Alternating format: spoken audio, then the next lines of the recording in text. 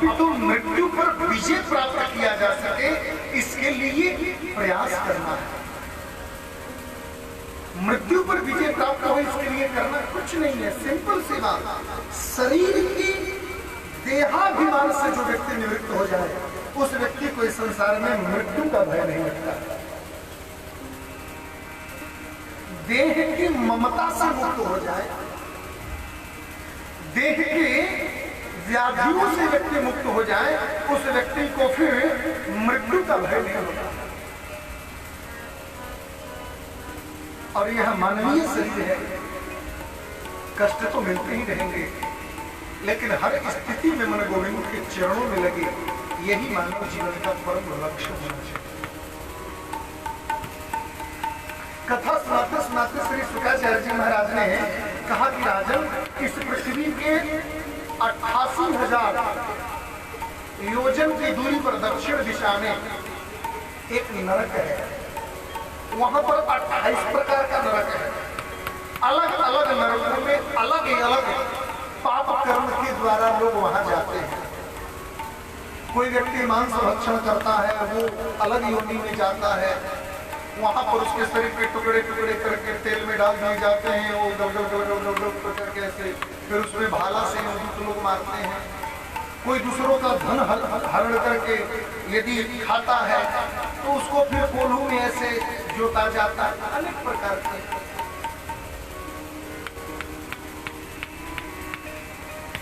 परीक्षित ने पूछा कि प्रभु, नरकादि किम प्रभु देश विशेष है? नरक कोई देश है, राज्य है, स्थान है?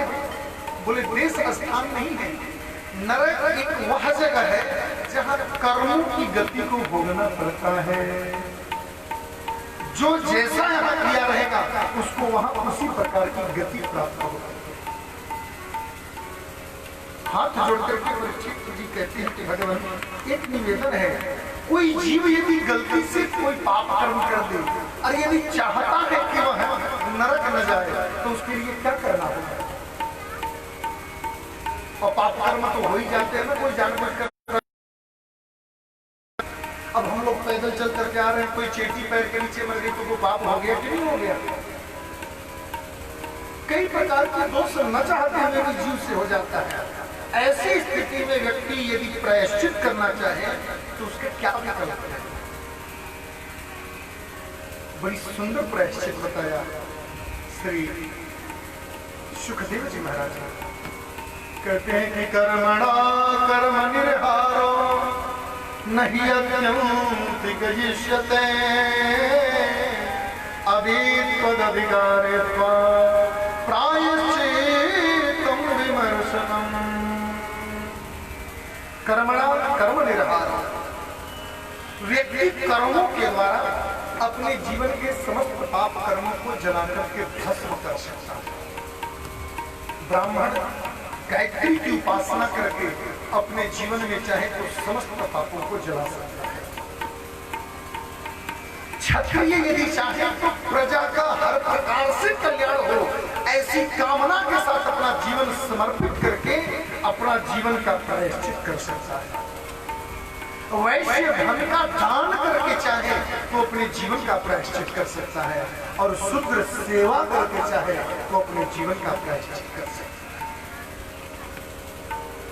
लेकिन कदाचित कुछ ऐसे पाप हो जाए जो कि प्रायश्चित करना संभव ही न हो। ऐसे पाप के लिए क्या प्रायश्चित है महाराज? बोले तो उसका एक ही प्रायश्चित है, केचिद के वलया भक्त्या वासुदेव परायण कि अधंधुन मंदिकार श्रेयो निराहार इव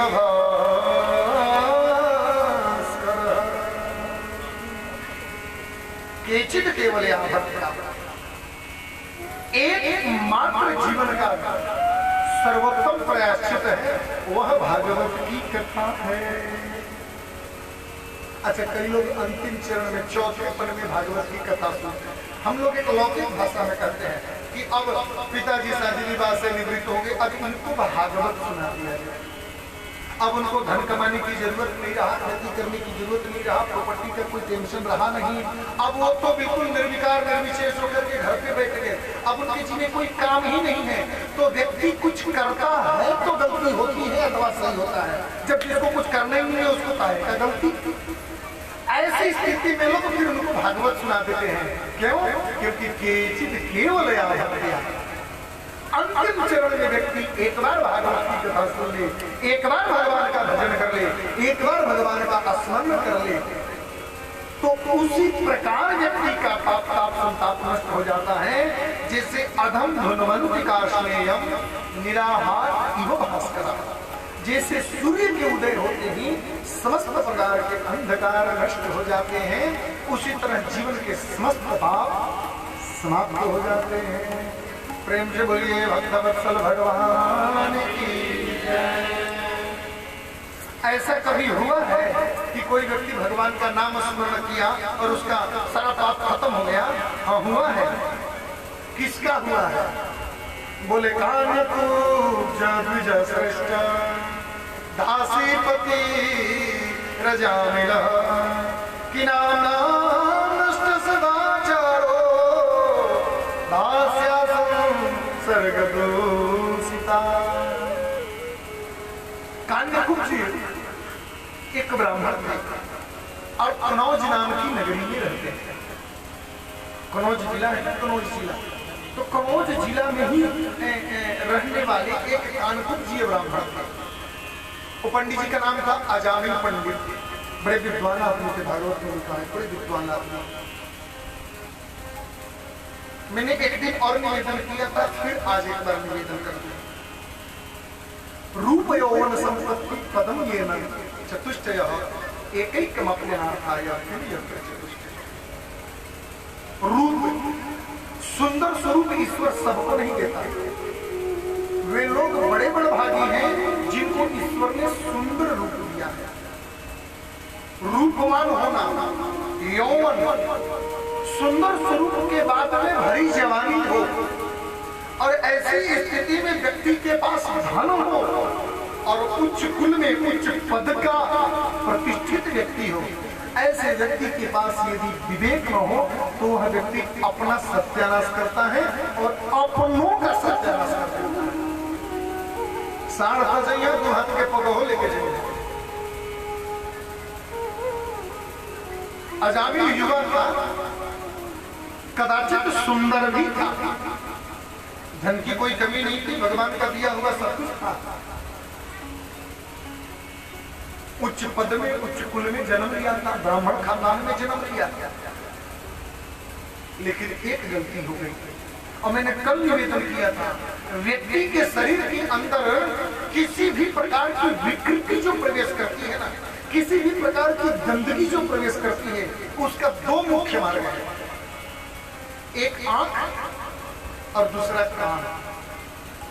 इन दो मार्गों से कोई भी गंदा चीज आपके शरीर के अंदर तुरंत प्रवेश कर जाता है। आंख से कोई भी गंदी चीज देखो, गंदी दृश्य देखो, गंदा कोई झांकी देखो, गंदा कोई फिल्म देखो, गंदगी अंदर प्रवेश करती है। कानों से कोई गंदी बात सुनो, गंदी गाना सुनो, गंदी चीज सुनो, वो चीज मन के अंदर प्रवेश कर जाता है। अजामिल के साथ कुछ ऐसी घटना हो गई। वो दरअसल में हुआ क्या, फूल लेने के लिए बगीचा में गया था, वहीं पर एक वेश्या किसी व्यक्ति के साथ में संभोग कर रही थी।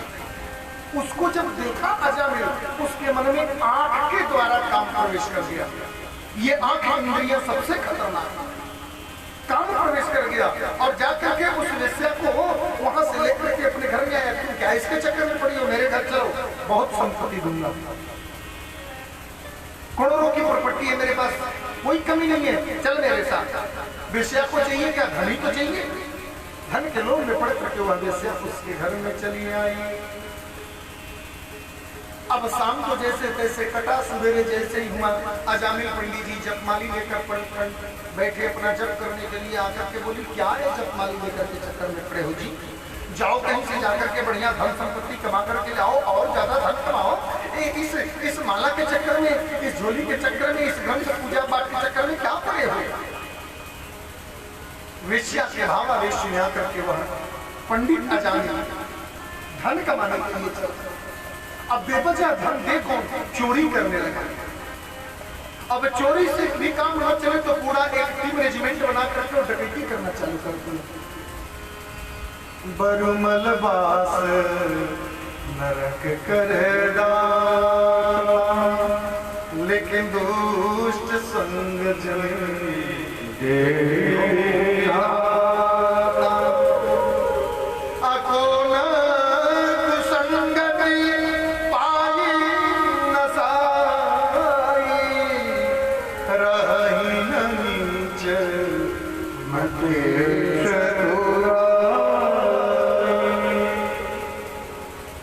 जीवन में प्रयास हो, सुसंगति हो। ध्यान से सुनिएगा, जीवन में एक प्रयास हो कि सत्संगति हो। सत्संगति न हो पाए तो कम से कम संगति हो। लेकिन जीवन में ये कभी न प्रयास करना कि कभी किसी के साथ में कुसंगति हो।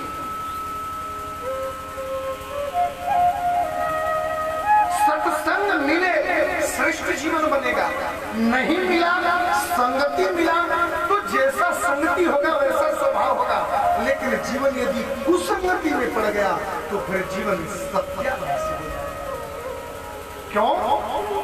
पूज्य मामा जी बक्सर वाले कहते थे कि कहीं बनी बनाई बिगड़ न जाए, बिगड़ों के संग बनाने में, कि कहीं बनी बनाई बिगड़ न जाए, बिगड़ों के संग बनाने में। क्यों? क्योंकि बन सके न बिगड़ी जन्म जन्म, यदि बांके बिहारी सयार न हो। जीवन में एक बार की संगति मिल जाए साहब, फिर संसार में सिवाय बिहारी जी के अलावा आपके जीवन को कोई परिवर्तित नहीं कर सकता, कोई बदल नहीं सकता। सत्संगति मिले सौभाग्य की बात है, न मिले कोई बात नहीं, लेकिन जीवन में कभी कुसंगति न हो, ये ध्यान रखना। कुसंगति एक ऐसी दाग है भाई बाप, जो जीवन में एक बार लग जाए ना, उसको संसार के किसी भी डिटर्जेंट से धोया नहीं जा सकता। एक बार आपको कोई व्यक्ति शराब की भट्टी पर बैठा हुआ देख ले, 1 लाख प्रमाण दे दो कि मैं नहीं पीता, कोई विश्वास मानने वाला नहीं है कि आप पीते हो। गंजेड़ियों के साथ में 5 दिन जाकर के पीपल के पेड़ नीचे बैठ जाओ गंगा जी के किनारे, 6वें दिन आकर के कितना भी घर में पत्नी को सफाई दे लो, अरे मैं नहीं पीता हूं, तो कैसी वो मान ही नहीं सकती कि आप नहीं पीते हो। कुसंगति कदाचित आपके जीवन में न प्रवेश कर पाए, ये अलग बात है, लेकिन कुसंगति का प्रभाव जरूर दिखने लग जाता है। इससे संसार में कोई भी बच नहीं पाता। और जीवन में एक बार कुसंगति का दाग लगा तो उस दाग को कोई नहीं छुड़ा सकता। और कुसंगति होगी तो दाग लगेगी, ये मैं नहीं, शास्त्र कहता है। फूलन की वास जो फूलन की होती तो कामिनी के संग काम जागी है पे जागी है, और काजल की कोठरी में कितनों भी सयानो जाए, काजल की एक दाग लागी है, घर में फंसे हैं अब घर में वैराग्य कहाँ, कामिनी के संग काम जागी है, जागी है। यदि एक बार कामिनी स्त्री के साथ में आप बैठोगे साहब, ये हो नहीं सकता कि वासना जगे नहीं।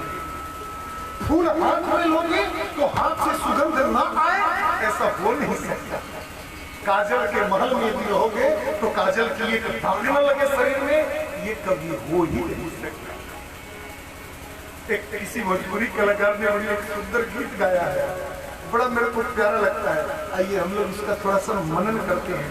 जीव जब यहाँ आता है और आकर के अपने जीवन में काम, क्रोध, लोभ, मोह, ईर्ष्या, द्वेष, अभिनिवेश, अहंता, ममता का जब दाग लगा लेता है और जब यहाँ से अपने स्वामी भगवान के पास जब जाना होता है तो वह जीव बैठ करके कैसे रोने लग जाता है कि अरे बैठल रोवेली गुजरिया हो, अरे चुनरिया में दाग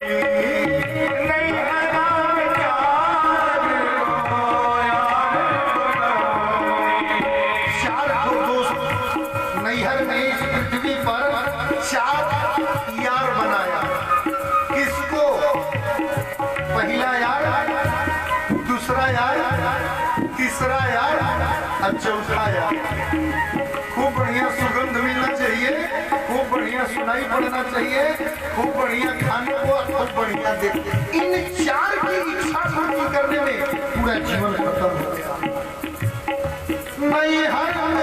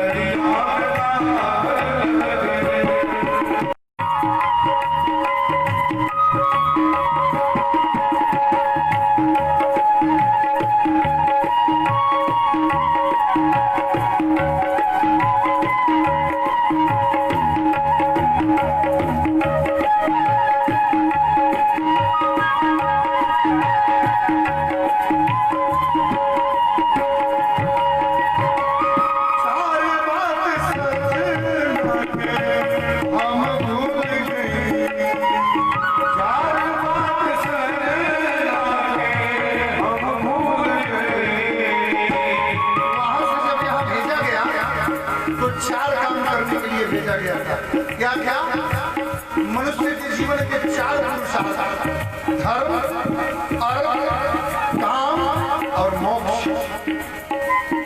धर्म को जो किए सो किए,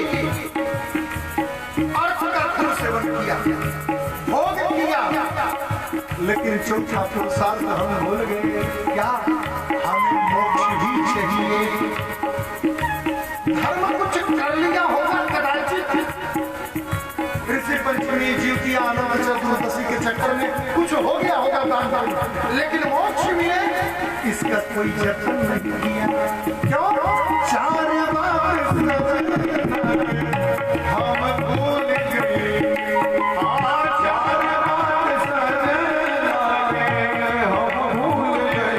अब पछतावा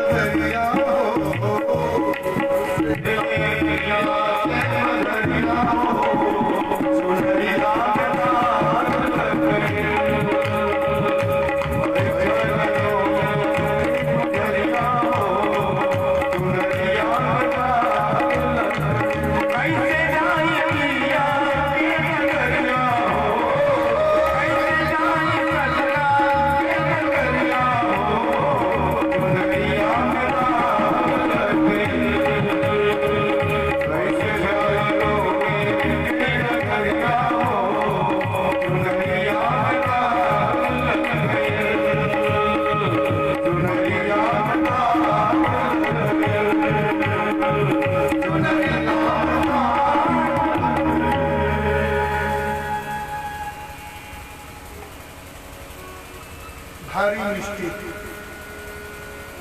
आज मैं पंडित जी से हो गया।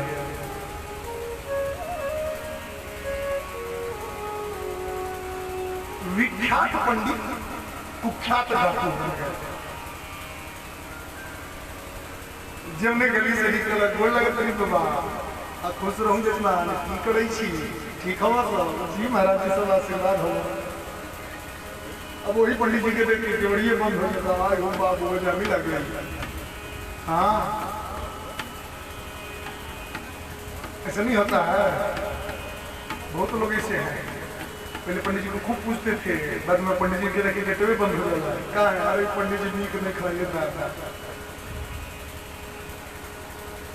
प्रकृति परिवर्तन होगी तो संसार में लोगों की नजरिया चेंज हो जाता है, ये स्वाभाविक है। धीरे धीरे उस वेश्या से 9 पुत्र जन्म लिए। एक दिन कुछ संत महात्मा श्रीधाम वृंदावन से अयोध्या जा रहे थे। अयोध्या और वृंदावन के बीच में ही कनौज नगरी पड़ती है। और वृंदावन से अयोध्या जा रहे थे तो पहले के जमाने में संतों का एक मंडली चलता था और नियम था कि संत लोग जब जिस गांव में रात हो जाता था उसी गांव में रुक जाते थे। पूछते थे गांव का सबसे बड़ा जमींदार आदमी के है, इस गांव का सबसे बड़ा संभ्रांत व्यक्ति कौन है, सबसे गांव में धनी मनी धर्मात्मा व्यक्ति कौन है। फिर उसी के दरवाजे पर जाते थे और लोग कहते थे कि हम वृंदावन से आ रहे हैं, अयोध्या जा रहे हैं और हम लोग को कुछ सूखा प्रसाद चाहिए, हम लोग रात्रि विश्राम करेंगे। तो शाम को भोजन बनता था, संत लोग भोजन करते थे, फिर गांव परिवार के लोग भी भोजन करते थे। सुबह जग करके फिर भोजन बनता था और फिर संत महात्मा भोजन करके फिर वहां से विदा होते थे।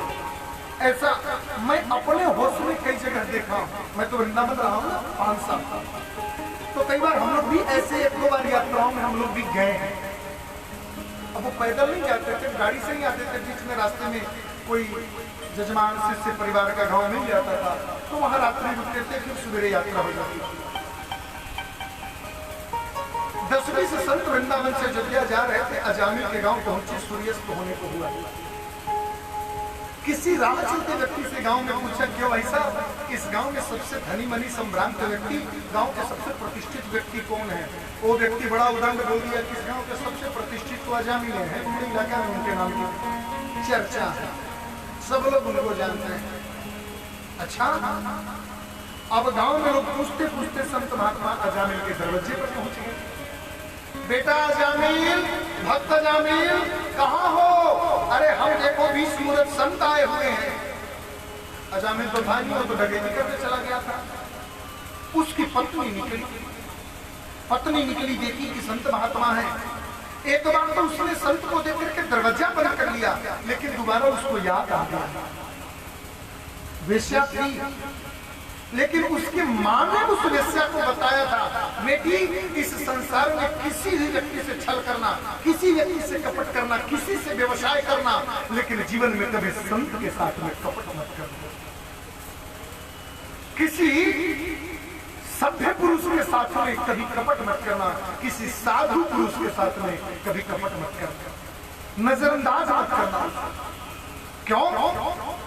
क्योंकि मुद मंगल में संत समाज, जो जग जंगम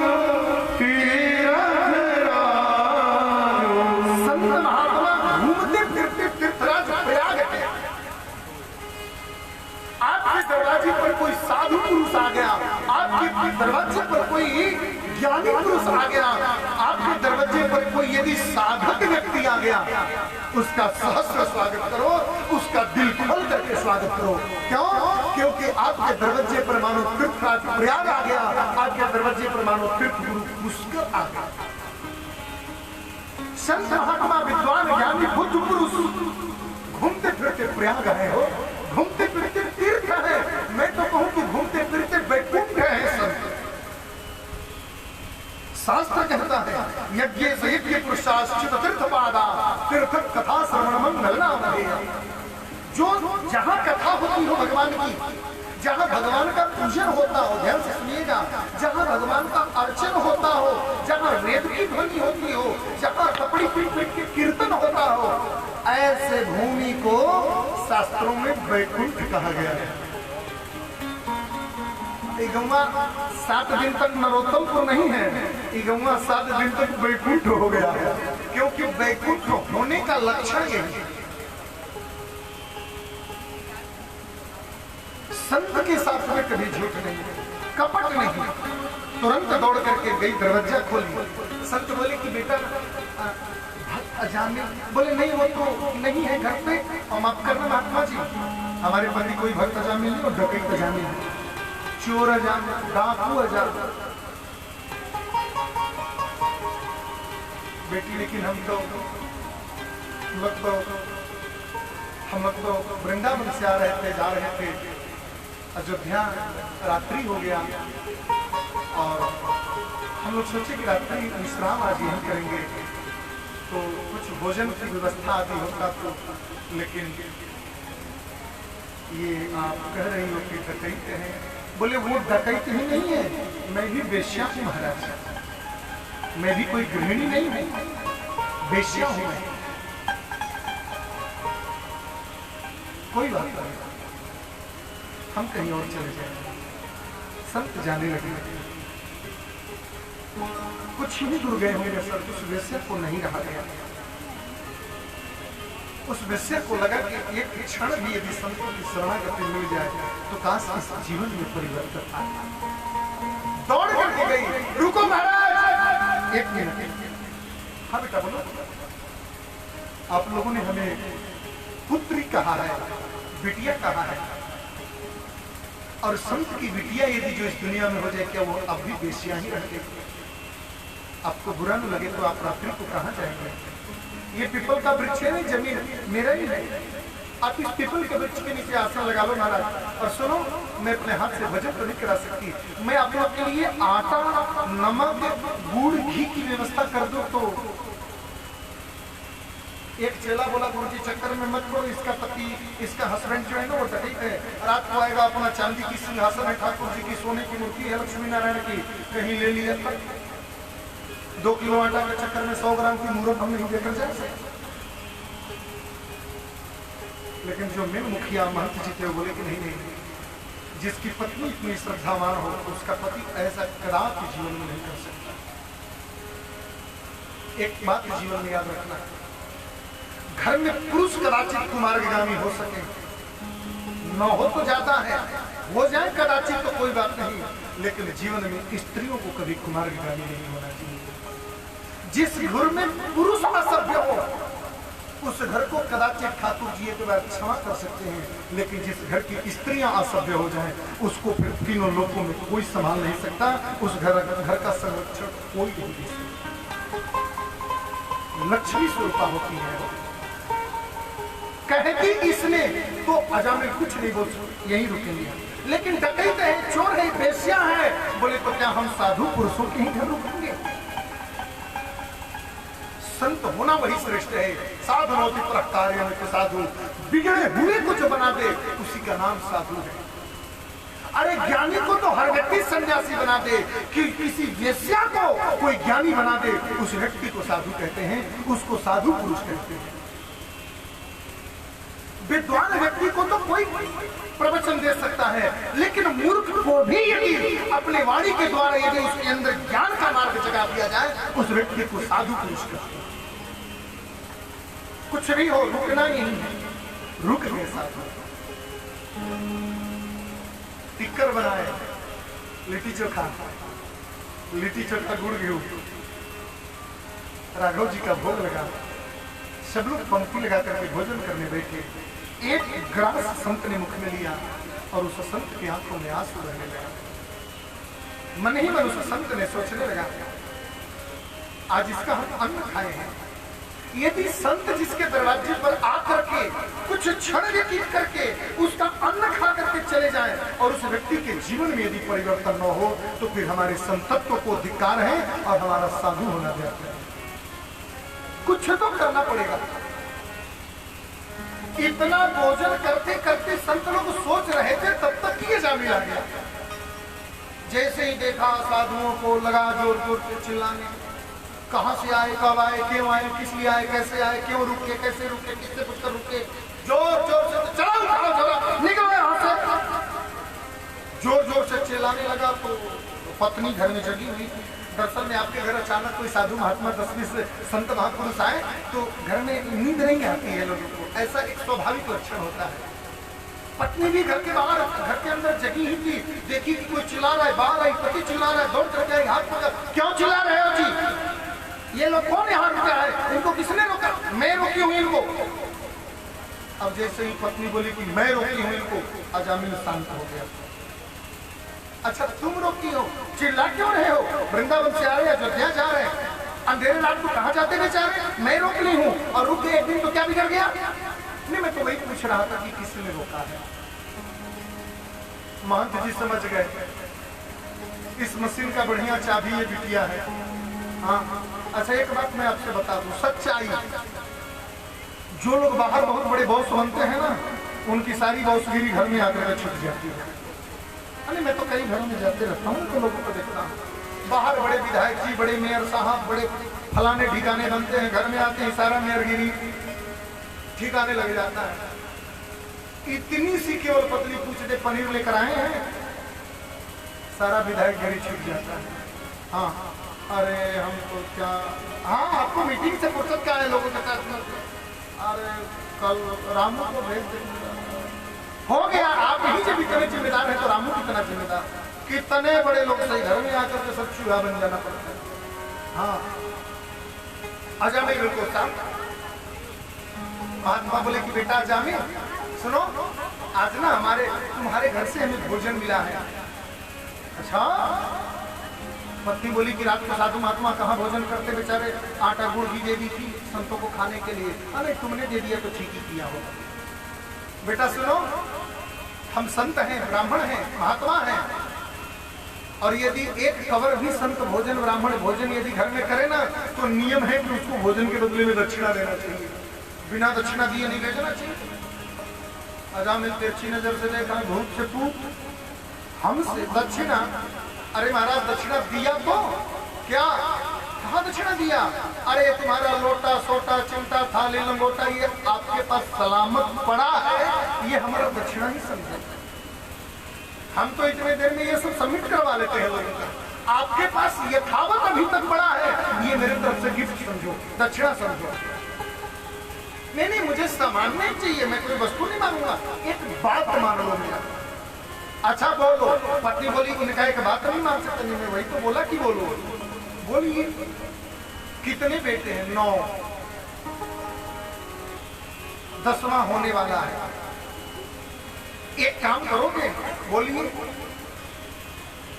अपने जो 10वां संतान है ना, उस संतान का नाम नारायण रख लेना, केवल नारायण रख लेना। नारायण ये कैसा नाम है? नारायण कोई नाम है? नाम होना चाहिए टिंको, चिंटो, पिंटो, डब्बू, अभी, अजीब अजीब नाम। ये सब क्या इसको बोलते हैं, इसको कैसे लोग बोलते हैं कि शब्द में बहुत मैंने वो नाम होता है, क्या बोलते हैं उसको इंग्लिश में? हमारा इंग्लिश थोड़ा मोटा है ना, इसलिए समझ में नहीं आ पाता है। ऐसा नाम होना चाहिए। नारायण है तो बहुत पुराने जमाने की नाम है। बोले कोई बात नहीं, एक का रख लेना। पत्नी बोली कि एक बेटे का नाम नहीं रख सकते, बाकी का तो टिंकू पिंकू ही है, एक का नारायण रख लो, नहीं तुम कहती तो ठीक है रख लेते हैं। संत लोग सुबह हुआ और चले गए, बेटे समय पर बेटा हुआ और उसका नाम नारायण रख लिया गया। देखिए, पात्र के अनुसार किसी व्यक्ति को सामग्री दो ना तो व्यक्ति उस पात्र में रख लेता है।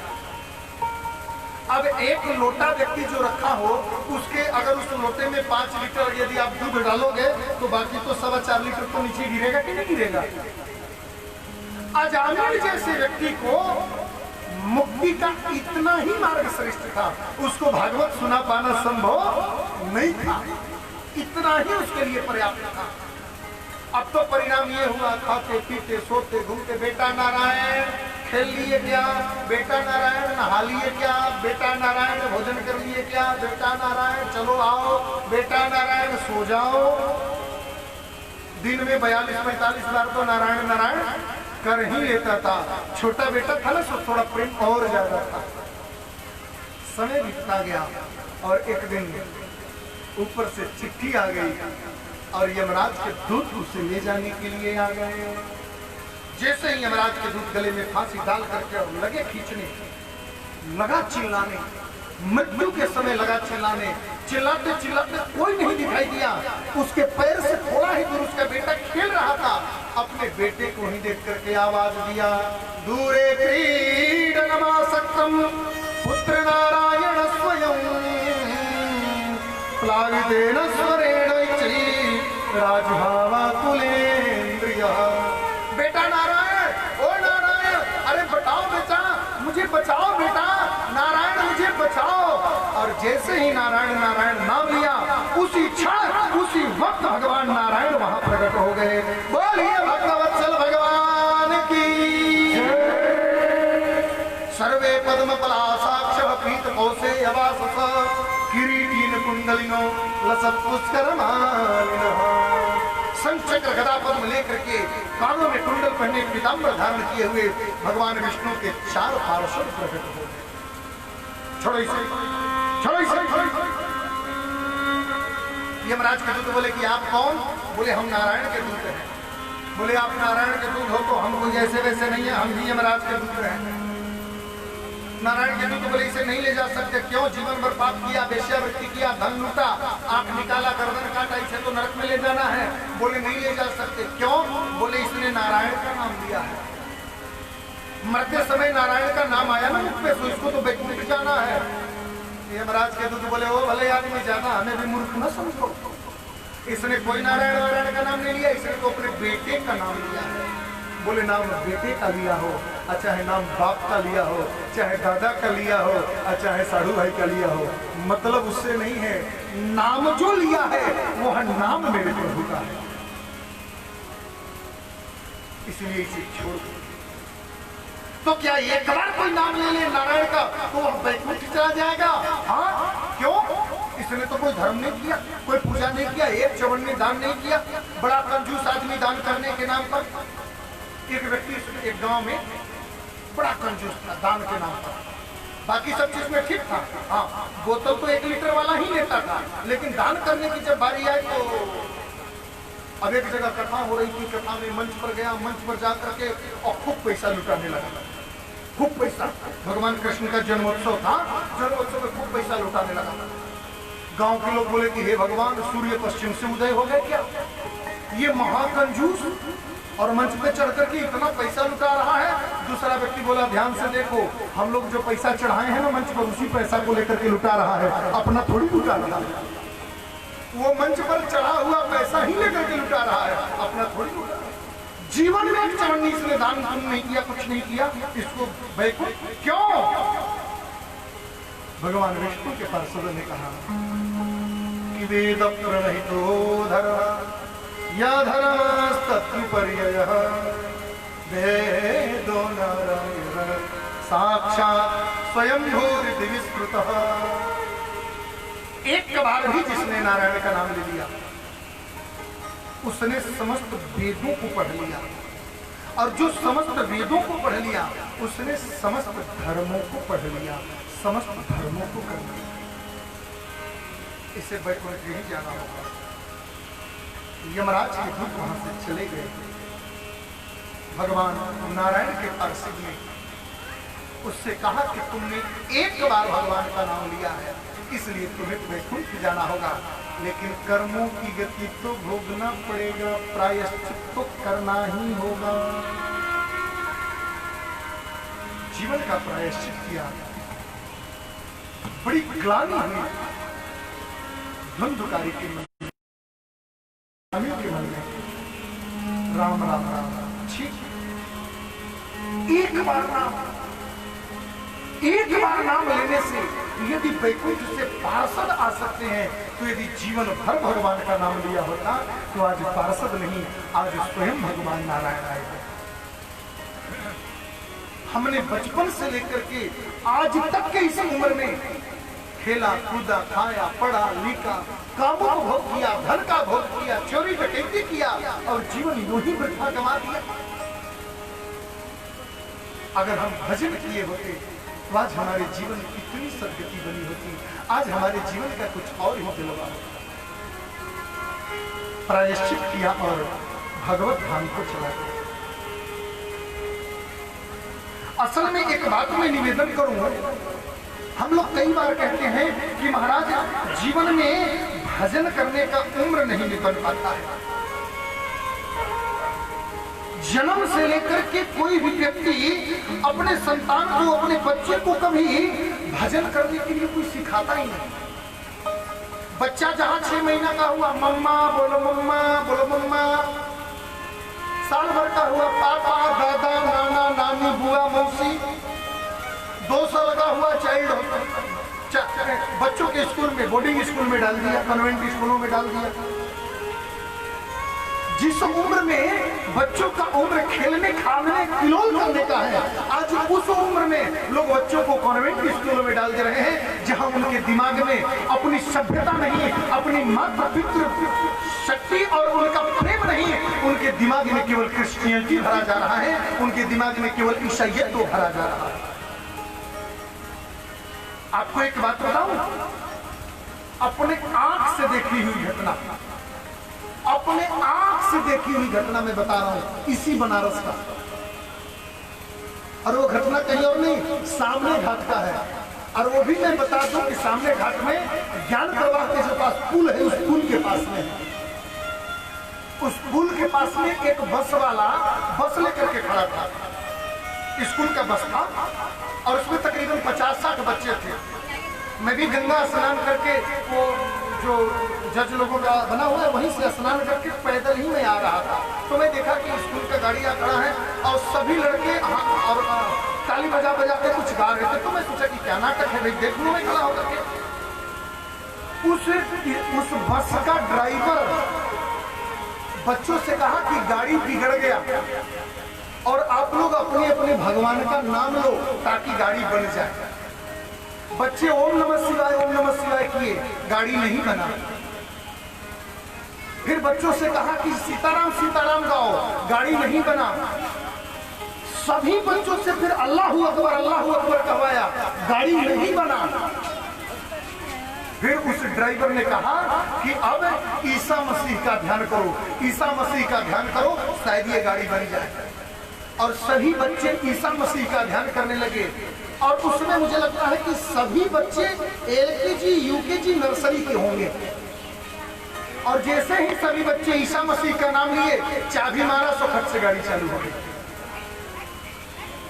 पता है उस ड्राइवर ने क्या कहा कि देखो, तुम्हारे राम में और तुम्हारे शिव में और तुम्हारे कृष्ण में इतनी शक्ति नहीं है कि वो एक गाड़ी को चालू कर सके, लेकिन हमारे ईसा मसीह में कितनी सामर्थ्य है कि वो गाड़ी को चालू कर सके।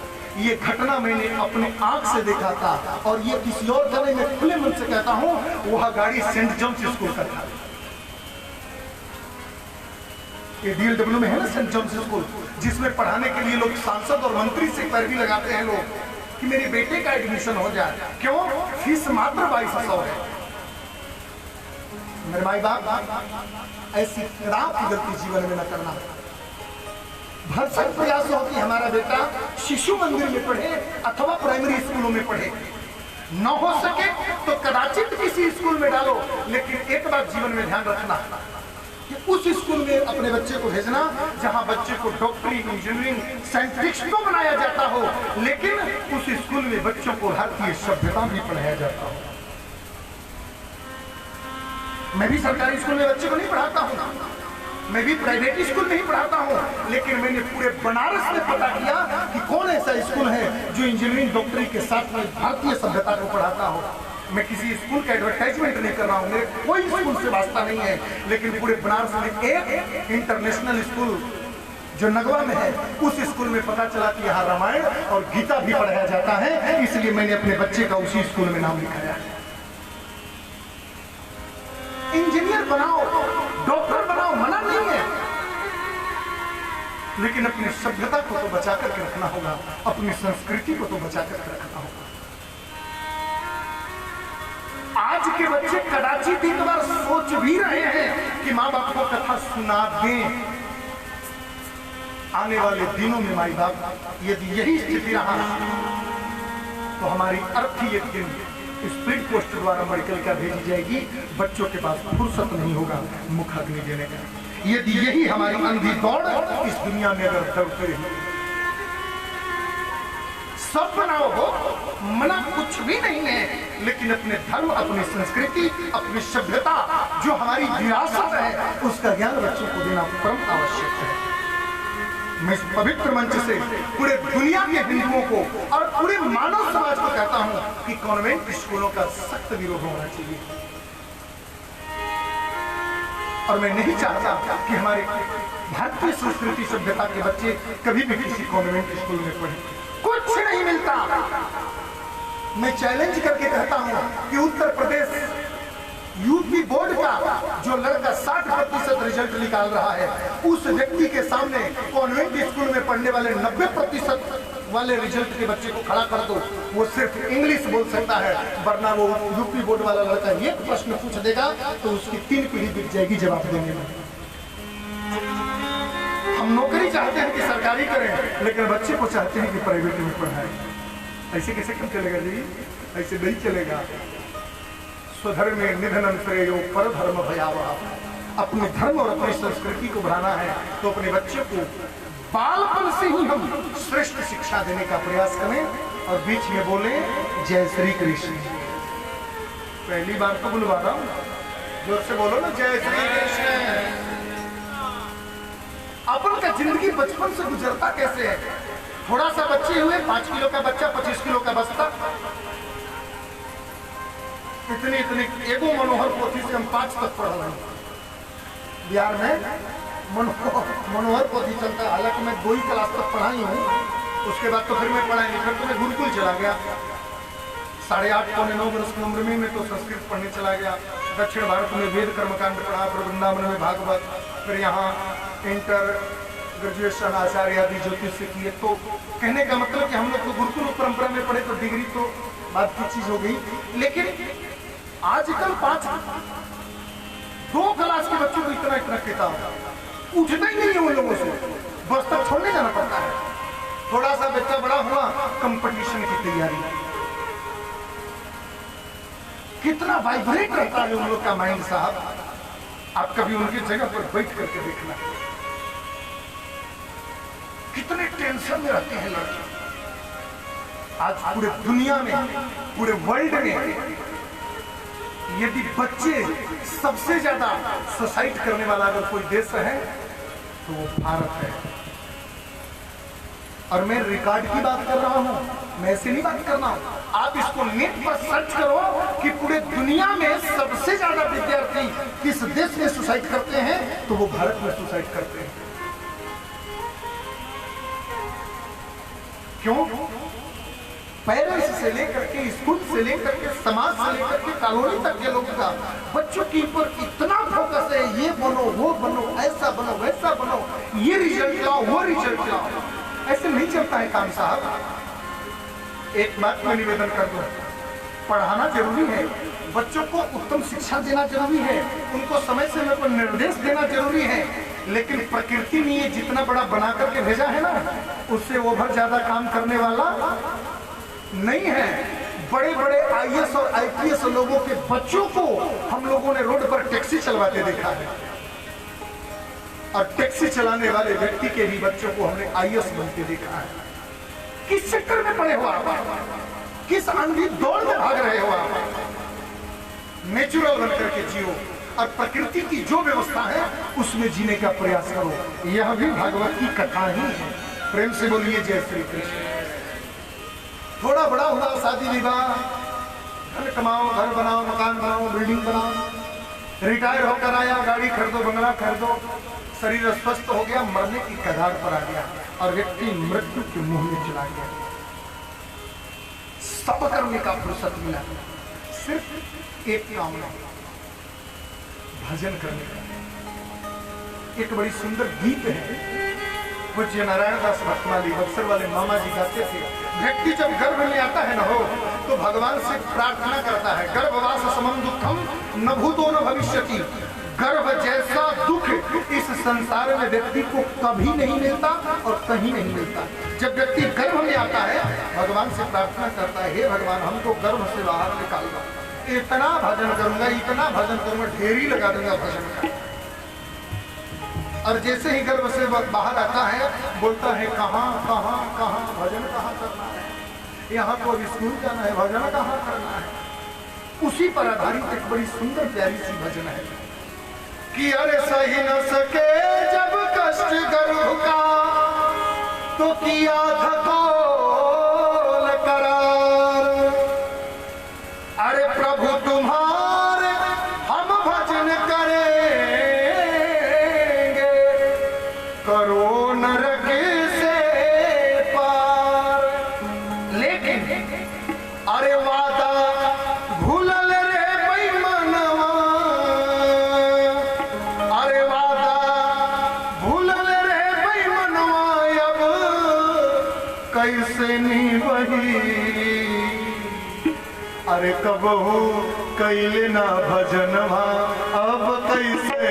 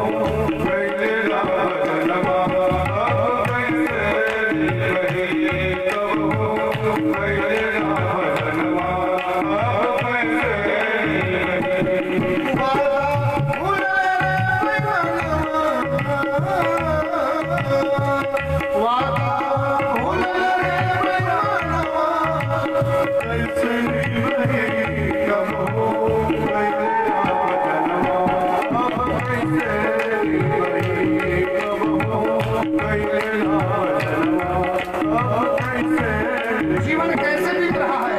बालापन हंस खेले गवायो, आई मस्त जवानी। बालापन हंस खेले गवायो, आई मस्त जवानी। माता पिता ने करी सगाई, दुल्हा बने गुमानी। माता पिता ने करी सगाई, दुल्हा बने गुमानी। पढ़ाई लिखाई हो गया, विवाह करने वाले लोग आए तो विवाह की भी तैयारी हो गई। अब विवाह में खूब धूमधाम से पूरे रिश्तेदार परिवार लोग जुट गए, यहाँ विवाह का रस्म चालू हो गया।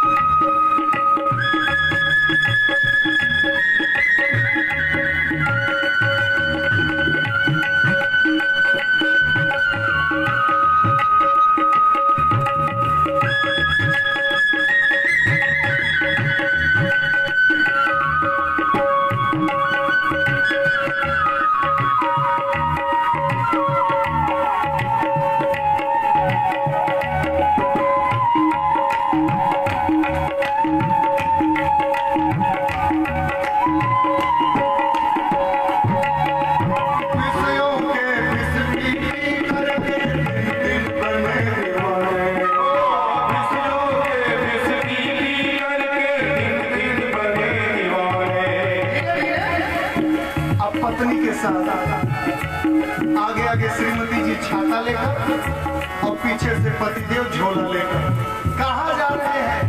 4 धाम की यात्रा पर। कहाँ? ससुराल।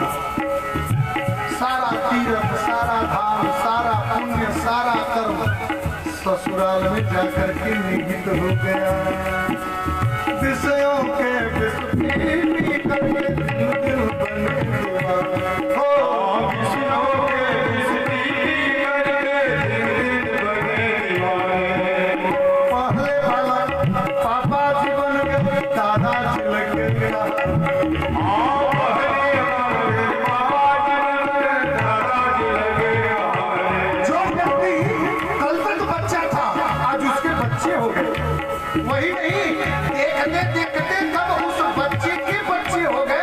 पता ही नहीं चला।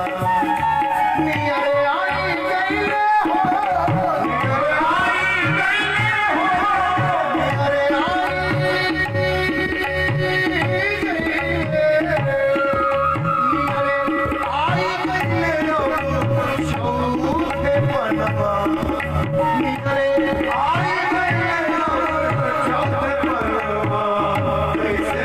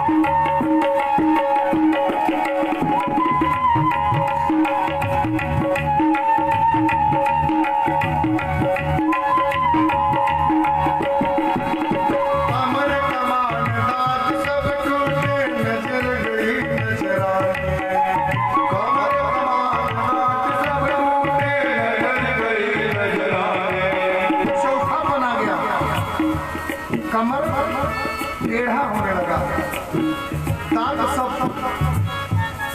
कोई बोला कि कमर से टेढ़े हो गए, वृद्ध हो गए, वजन क्यों नहीं करते? बेल्ट लगाता हूँ ना सीधा। अरे दांत कोई बात नहीं, 6000 रुपए लगा करके बनवाया हूँ दांत नया, बिल्कुल। रोटी खा ले, अरे रोटी के चक्कर में पड़ला पूरा खींच ली ना कि रोटी के चक्कर में वाला सब चलेला। अच्छा आंख खराब हो गया तो लेंस लगवाया,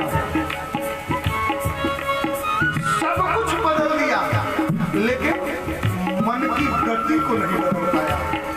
आंख बदल गया, कमर बदल गया, दांत बदल गया, बालों में खूब लिपा पोती कर लिया, सब कर लिया, लेकिन बस भजन नहीं किया। अमर कमान दान सब टूटे नजर गई नजराना, अमर कमान दान सब टूटे नजर गई नजराना। अच्छा, जब घर में कोई वृद्ध व्यक्ति दरवाजे पर बैठ जाता है और बोले बिना नहीं मानता है, कभी बहू को, कभी बेटा को, कभी पत्नी को, कभी नाती को, 3 बार कुछ न कुछ बोलते हैं। वृद्ध अपने आप में एक रोग होता है, चिड़चिड़ापन आई जाती है जिंदगी में। तब क्या होता है, बड़े द्वार पर बहू ने मरी खाने, बड़े द्वार पर बहू ने मरी खाने, अब कब तक मरी बुढ़नवा,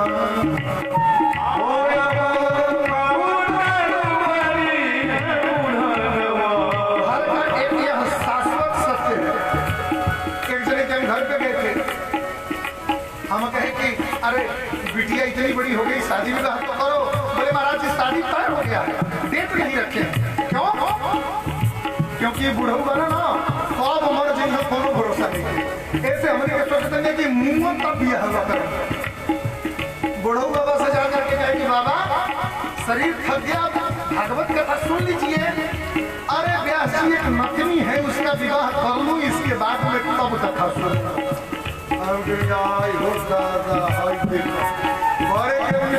बुढ़वा निपटे खत्म होके तब बियाह करेगी। अब बुढ़वा सोचता कि लड़किया के बियाह कर ले तो भागवत सुनो।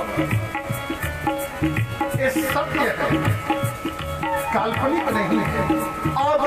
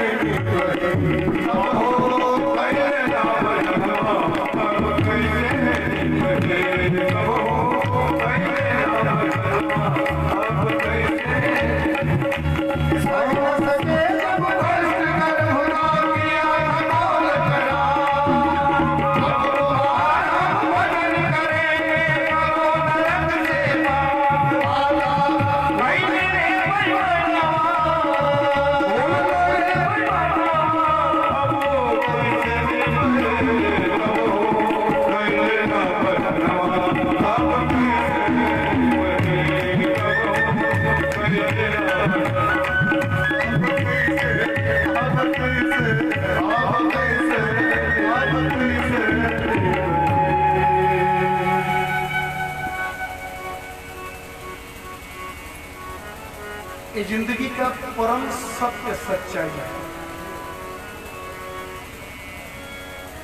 धुंधकारी